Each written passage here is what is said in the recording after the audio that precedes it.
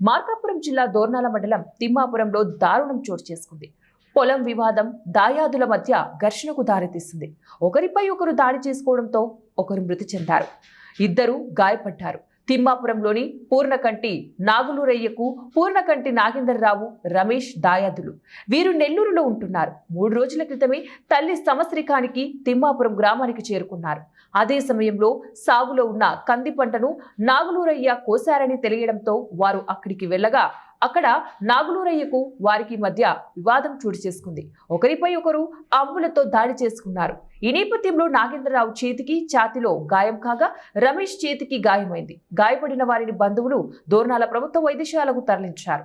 సమాచారం తెలుసుకున్న పోలీసులు సంఘటన స్థలానికి చేరుకుని చూడగా నాగులూరయ్య పొలంలోనే తీవ్రంగా గాయాల పాలైన మృతి చెందినట్లు కనిపించాడు.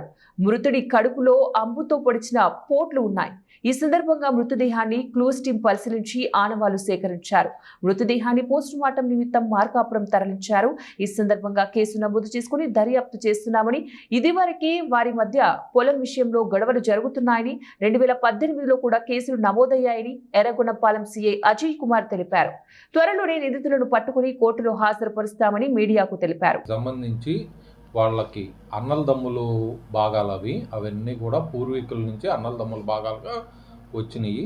దాని మీద వాళ్ళకి గొడవలు ఉన్నాయి. 2018లో కూడా ఒక కేసులు నమోదైనాయి అని చెప్పేసి తెలుస్తుంది. దీని మీద ఈరోజు పూర్ణకంటి నాగులూరయ్య ప్లస్ వాళ్ళు ఎవరైతే చంపారో అనుమానితులు ఉన్నారో వాళ్ళు ఆ పొలం దగ్గరికి వెళ్ళారు. ఇద్దరు అరుచుకోవడం, ఈ నాగులూరయ్యని చంపడం జరిగింది. దీని మీద కేసు నమోదు చేసుకొని దర్యాప్తు చేస్తారు.